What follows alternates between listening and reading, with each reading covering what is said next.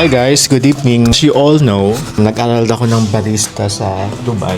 I already posted it on my social media, especially on Facebook. Dahil sobrang hilig ko sa kape, ang nang nagagastos ko sa kakabili ng kape kahit saan man ako magpunta. So, ang ginawa ko, nag-aral ako ng barista sa Dubai during my 2 weeks vacation leave last year. So, ngayon, I'm making my own coffee. I have my own Spanish latte, my own version. And back to our topic. So yun nga. So, gumagawa na ako ng sarili kong kape ngayon. Especially stress. Ito parang yung comfort coffee ko. So because most of the time, tumatanda tayo, Americano lang iniinom natin, sometimes espresso. So like yesterday, nag-drive kami to Abu Dhabi. Gumawa na lang ako ng sarili kong kape. Titimpla ko. Ay, mag-video ako. Dumala na nga.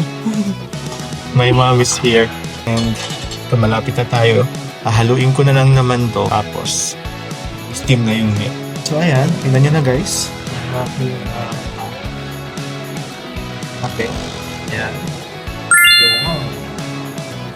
Sit. And then guys, after that, pag-i-steam na tayo ng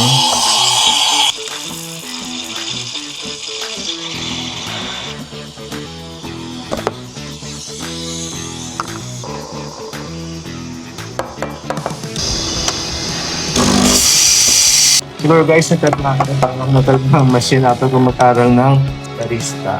Siyempre kasi pag nakahawak ka ng talaga ng espresso machine, tapos mag-practice ka sa bahay, hahanapin mo talaga yung talagang machine. So ang ginawa ko, pikit mata, nagtabi ako ng isang, yung machine ko ay isang Barista Coffee Express ng Sage.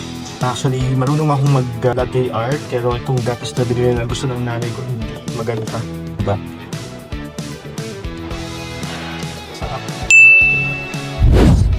And kung hindi ka pa nakapollow, mag-follow ka na.